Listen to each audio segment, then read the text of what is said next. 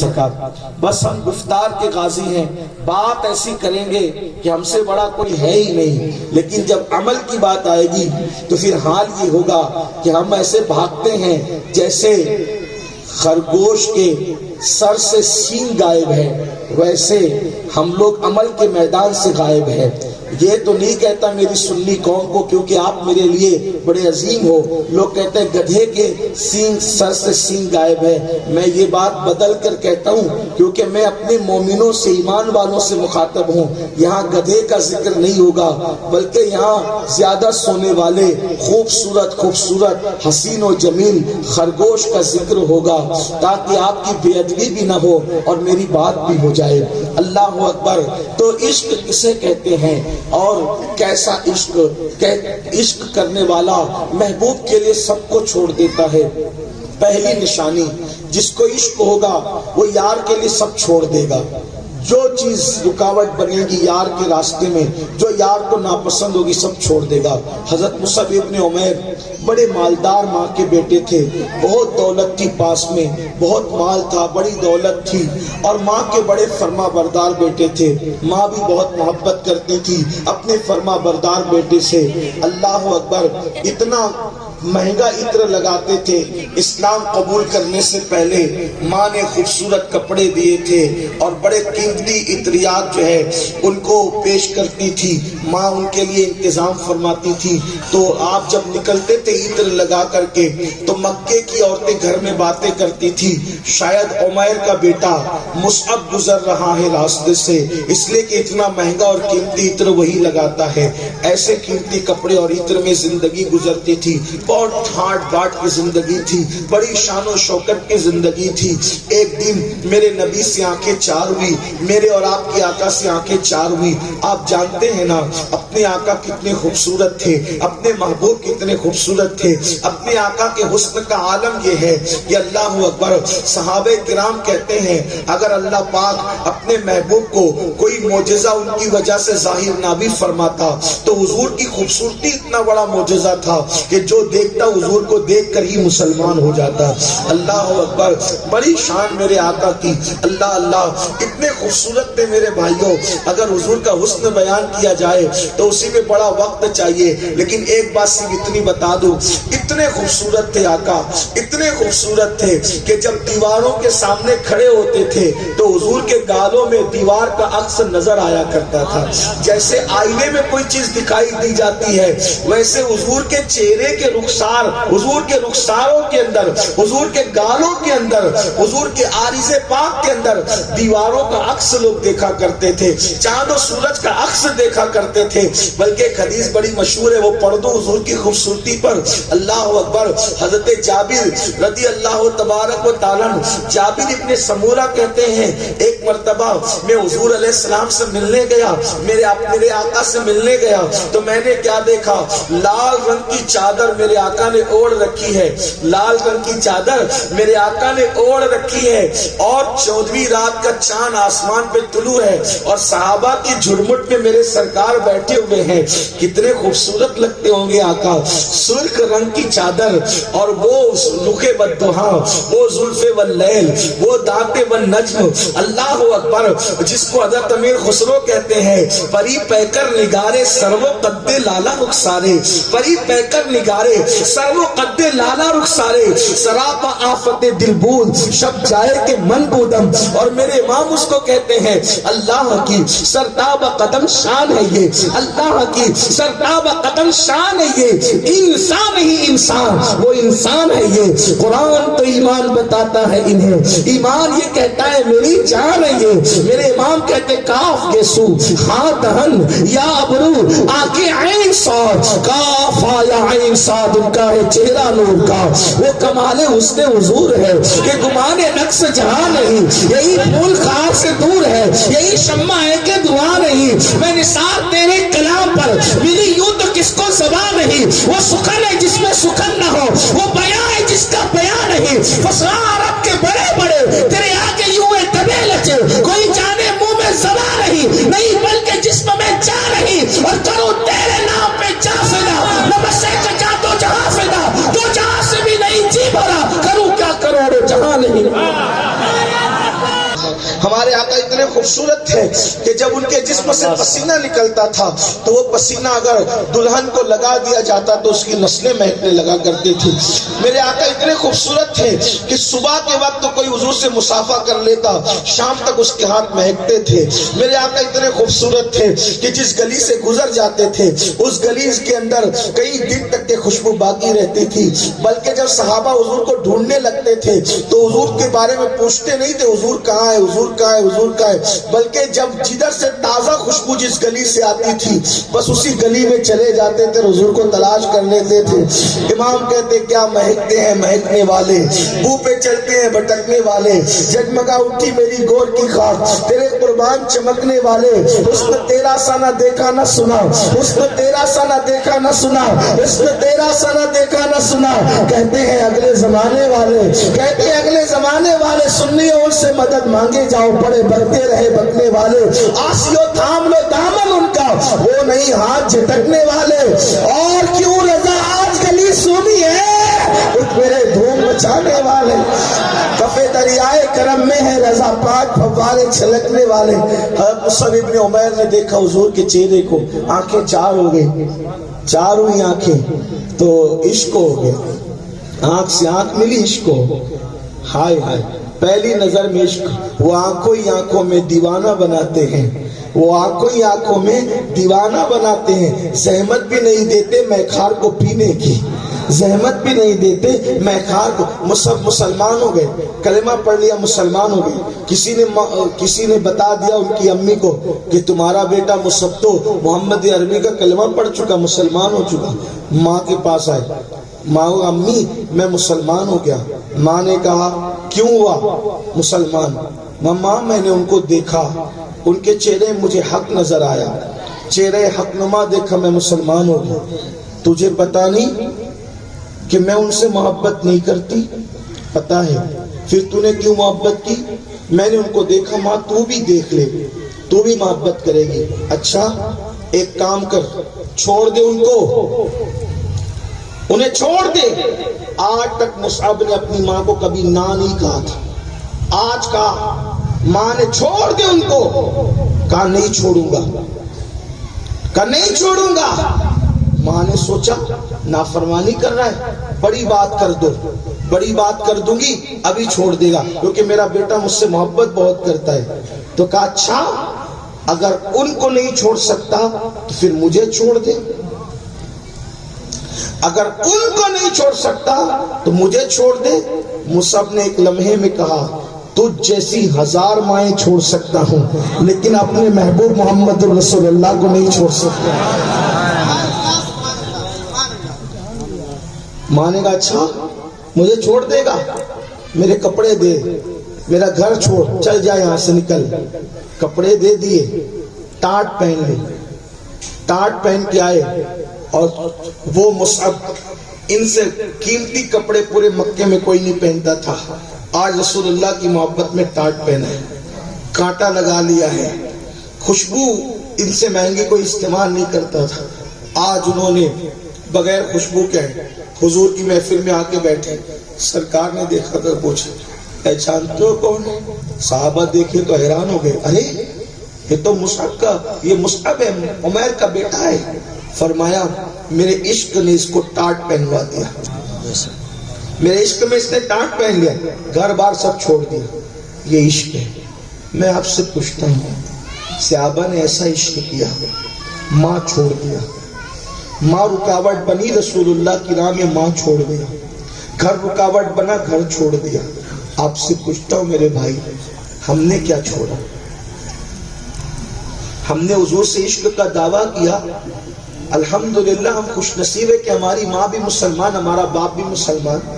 ہمیں یہ چھوڑنے کی ضرورت تو نہیں پڑے گی انشاءاللہ, لیکن اتنا ضرور کہوں گا صحابہ نے ماں باپ چھوڑ دیے, وطن چھوڑ دیا, لیکن ہم نے نبی سے کیسا عشق کیا کہ ہم نبی کے عشق میں گناہ بھی نہیں چھوڑ سکے, بے نمازی پن بھی نہیں چھوڑ سکے. آخری میں ایک بات کہتا ہوں, بڑی طویل روایت ہے, اس کو پڑھ کے بات ختم کرتا ہوں. نوجوانوں سننا, اس لیے کہ عشق صحابہ یہ کوئی تقریر کے لہجے میں بیان کرنے والا عنوان نہیں ہے. جتنا عشق صحابہ نے کیا ہے کوئی نہیں کر سکا نہ کر سکتا ہے. آؤ آپ کو بتاؤں کیسا عشق کیا انہوں نے، کیا کیا قربانیاں دی انہوں نے، اور ہم کیا کر رہے ہیں. ایک نوجوان ہے، ان کا نام عبداللہ ہے. بس اس کو دھیان سے سننا، بس اسی پہ بات مکمل ہو جائے گی، پھر اذان ہوگی کیونکہ نماز کا وقت ہے. خواتین سے بھی گزارش ہے کہ صحابیات نے بھی، صرف صحابیوں کی قربانی نے، صحابیات نے بھی. حضرت سمیہ یہ صحابیہ ہیں، اور اسلام میں سب سے پہلے کوئی مرد شہید نہیں ہوا، سب سے پہلے عورت شہید ہوئی. ابو جہل نے سمیہ کو پکڑا بالوں سے اور کہا محمد عربی کو چھوڑ دے.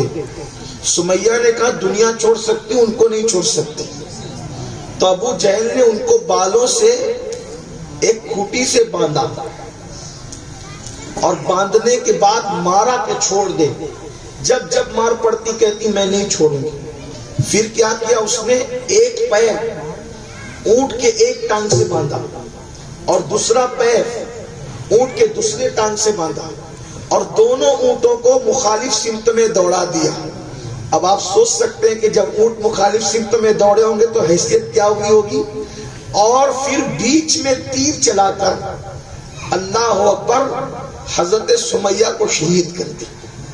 حضرت سمیہ شہید ہو گئی، لیکن انہوں نے اسلام نہیں چھوڑا. اور آج کی عورتیں پردہ چھوڑ چکی نفس کے لیے. سیریل آج ان کا محبوب مشغلہ، فلمیں آج کی عورتوں کا محبوب مشغلہ. کسی اینگل سے عورتوں کو دیکھ کر پتہ بھی نہیں چلتا کہ یہ مسلمانوں کی عورتیں ہیں یا کسی اور کی عورتیں. یہ حالات ہو گئے. اگر صحابہ نے عشق کیا ہے تو صحابیات بھی ایسی ویسی نہیں تھی. صحابیات بھی ایک سے ایک مقام اور مرتبہ رکھتے، بلکہ بعض معاملات میں تو کہیں اگر صحابہ پیچھے ہوئے ہیں، توجہ کرنا، اگر بعض معاملات میں صحابہ پیچھے ہوئے ہیں تو صحابیات نے ان کو حوصلہ دیا ہے. آپ کو بتاؤں اللہ اکبر، ایک جنگ کا موقع ہے اور جنگ 40 دن تک چلتی رہی، ایک دو دن نہیں 40 دن تک. یہ چھوکرے جو ایک دن میں 3 بار پیٹ بھر کے کھاتے ہیں ہوٹلوں میں ادھر ادھر اور ڈکار لینے کے لیے پھر اوپر سے ٹھنڈی بوتلیں تک پیتے ہیں، یہ صحابہ پر جو فکرے کستے ہیں باتیں کرتے ہیں. دین کے لیے 40 منٹ بھی کبھی نہیں دیا اور ان پہ باتیں کرتے ہیں لوگ. صحابہ کرام پہ وہ ایسے تھے اور ویسے تھے جنہوں نے پوری زندگیاں وقف کی. 40 دن اور 40 راتوں تک مسلسل جنگ چلتی رہی. توجہ کرنا. اور جب صحابہ کرام میں سے بعض لوگوں نے سوچا کہ اب تھک گئے ہیں کچھ سونا بھی چاہیے تو صحابیات نے پتھر جمع کیے. پتھر، توجہ کریں کیا شان ہے ان لوگوں کی. دین کے لیے جذبہ کیا ہے. صحابیات نے پتھر جمع کیے اور پتھر جمع کر کے جب صحابہ خیموں کی طرف آئے آرام کے لیے تو پتھر اٹھا کے کہا پتھر دیکھ رہے ہو کن کو؟ اپنے شوہر کو، اپنے بھائی کو، اپنے بھتیجوں کو، اپنے بیٹوں کو. پتھر دیکھ رہے ہو؟ کہاں دیکھ رہے. اگر آرام کا سوچا تو ادھر سے اتنے پتھر پڑیں گے کہ دشمنوں کی تلواروں نے جتنا زخمی نہیں کیا اتنا زخمی ہمارے پتھر کریں گے. اگر اپنی عافیت اور بھلائی چاہتے ہو تو جاؤ ڈٹو یا مر جاؤ یا رسول اللہ کے دشمنوں کا خاتمہ کر. یہ صحابیات. اور جب ان کے ہاتھوں میں پتھر دیکھے تو صحابہ کرام کے جذبات کی، جب ہمارے گھر کی عورتوں کے حوصلے یہ ہیں تو پھر ان لوگوں نے پھر اس طرف وار کیا اور وہ جذبات سے لڑے کہ پھر وہ جنگ انہوں نے جیت لی. وہ عورتیں تو اس طرح تھی، اگر آج کوئی داڑھی رکھ لے تو ماں کہتی ہے کہ تم مولوی بن رہا ہے. یہ حالات.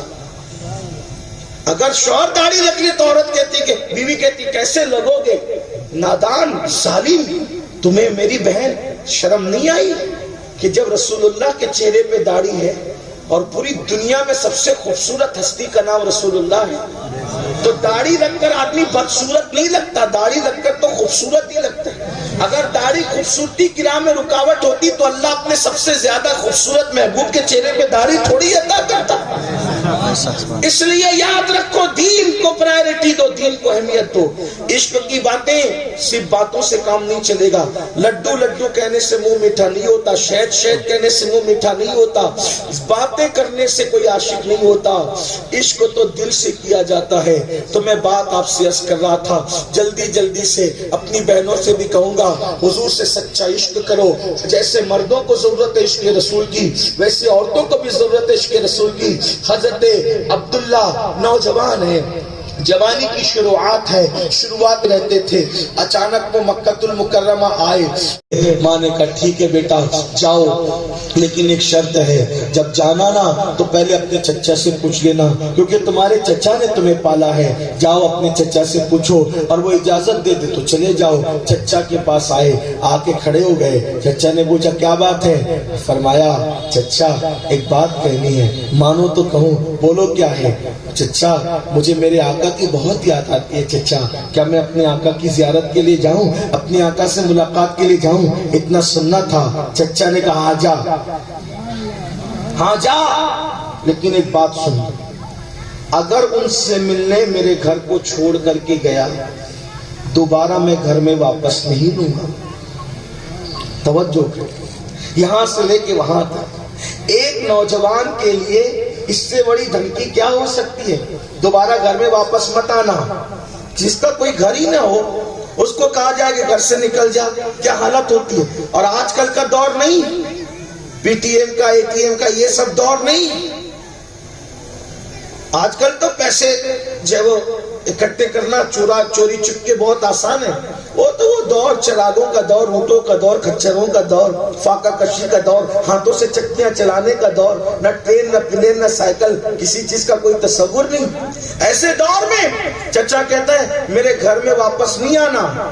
عبداللہ کہتے ہیں ہاں چچا ٹھیک ہے، منظور ہے، نہیں آئیں گے، کبھی آپ کے گھر واپس نہیں آئیں گے. اگر میرے آقا کی زیارت تیرا گھر چھوڑنے سے ہوتی ہے تو میں تیرے گھر میں کبھی واپس نہیں آؤں گا. چچا سوچا میں تو ہار گیا. پھر اس سے بڑی بات کہی، سن، صرف گھر کی بات نہیں، تیرے پاس جتنے پیسے ہیں نا، تیری ماں سے پوچھ، وہ سب بھی میرے دیے ہوئے ہیں، سب پیسے چھوڑ کے جائے گا. چچا اگر میرے آقا کی زیارت پیسے چھوڑنے سے ہوتی ہے، یہ سارے پیسے لے لیجئے، میں پیسے بھی چھوڑ کے چلتا ہوں. چچا پھر سوچا ارے میں تو ہار رہا ہوں، یہ تو جیتتا جا رہا ہے، میں جتنی مشکل کرتا ہوں یہ آسانی کے ساتھ اس کو جھیل لیتا ہے. اتنی بڑی بات کہہ دی، اگر کتاب میں لکھی نہ ہوتی تو میں کہہ نہیں سکتا تھا. چچا نے کہا صرف گھر اور پیسے کا مسئلہ نہیں ہے، جو کپڑے پہنا ہے وہ وہی میں نے دیے ہیں تجھے. ایک کپڑے اتار دے اور کپڑے اتار کے جا، اگر جانا ہے تو کپڑے اتار دے.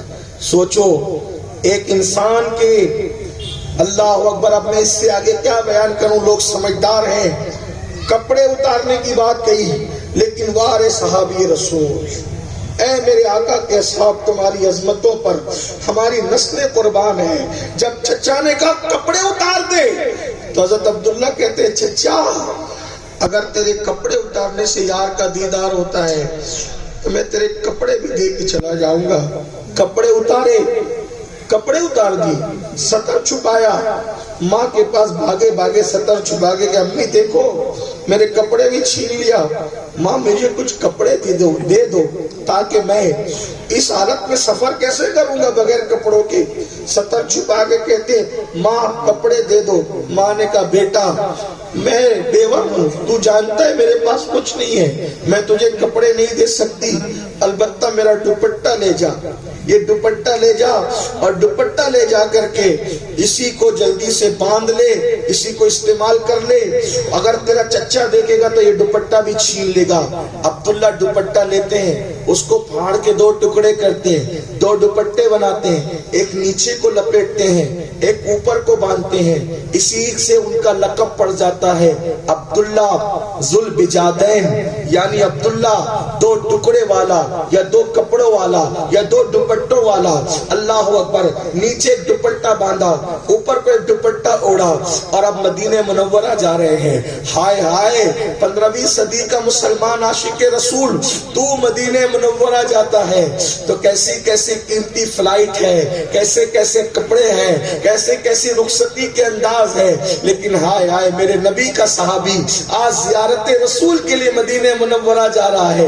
حالت کیا ہے، کیفیت کیا ہے؟ اللہ اکبر، حالت یہ کیفیت یہ ہے کہ عبداللہ کے بدن پر دوپٹے کے ٹکڑے ہیں اور کوئی ساز و سامان نہیں ہے۔ چلتے چلتے سوچا، عبداللہ تو نے گھر چھوڑ دیا، تو نے ماں چھوڑ دی، تو نے چچا چھوڑ دیا، تو نے پیسے چھوڑ دیے، اور تو جا رہا ہے رسول اللہ کی زیارت کے لیے۔ حضور کو تو نے ایک ہی بار دیکھا اور تجھے حضور نے ایک بار دیکھا، اور حضور تجھے پہچانتے بھی ہیں۔ توجہ کریں، حضور تجھے پہچانتے بھی ہیں۔ ارے اگر تو گیا اور تجھے حضور نے نہیں پہچانا تو تو رہے گا کہاں، کھائے گا کیا، کیا ہوگا؟ فوراً لاہور پڑا، ارے چھوڑ، نہ پہچانے نہ پہچانے، وہ محبوب ہے، میں مہم ہوں۔ آقا پہچانے نہ پہچانے ان کی مرضی، مجھے تو اپنی غلامی کرنا ہے بس۔ اس لیے کہ عشق میں کوئی صلہ بھی نہیں مانگتے، عشق میں کوئی بدلہ بھی نہیں مانگتے، یہی تو عشق ہے۔ انسان صلہ عبادتوں کا مانگتا ہے، عشق کا کوئی صلہ نہیں، اس لیے عبادت کے اوپر عشق کی منزل ہے۔ یہ خیال عجیب و غریب خیالات، ارے بڑی لمبی داستان ہے لیکن اصل کا وقت تنگ نہ ہو جائے اس لیے میں اپنی گفتگو شارٹ کر دوں۔ ایسی سوچ بچار میں عبداللہ وہ راستہ طے کرتے ہیں۔ سردی کا موسم، مدینہ منورہ میں کڑاکے کی سردی۔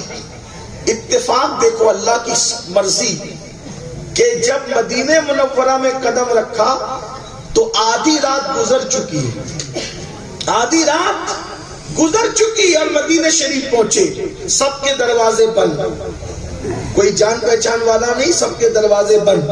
عبداللہ نے سوچا کہاں جاؤں، ٹھنڈی میں ٹھٹر رہے ہیں، ٹھنڈی کا موسم ہے، ٹھٹر رہے ہیں کہ اس کے دو دوپٹے ہیں، سردی سے بچنے کوئی انتظام نہیں ہے۔ سوچا کہ کوئی دروازہ کھلا نہیں ہے، کہاں جاؤں؟ تو اچانک خیال آیا مسجد میں چلتے ہیں۔ مسجد نبوی شریف میں گئے۔ اب سوچو اللہ اکبر، دماغ میں کیا خیال آیا؟ پہچانیں گے کہ نہیں پہچانیں گے، کیا ہوگا، کہاں ہوگا، کیسے ہوگا؟ عبداللہ کہتے ہیں، وہ خود بیان کرتے ہیں، جب میں مسجد نبوی میں پہنچا آدھی رات گزر چکی تھی۔ مسجد میں جیسے ہی داخل ہوا تو مسجد میں داخل ہونے کے بعد میں نے کیا دیکھا، ایک بندہ وہاں کھڑا ہے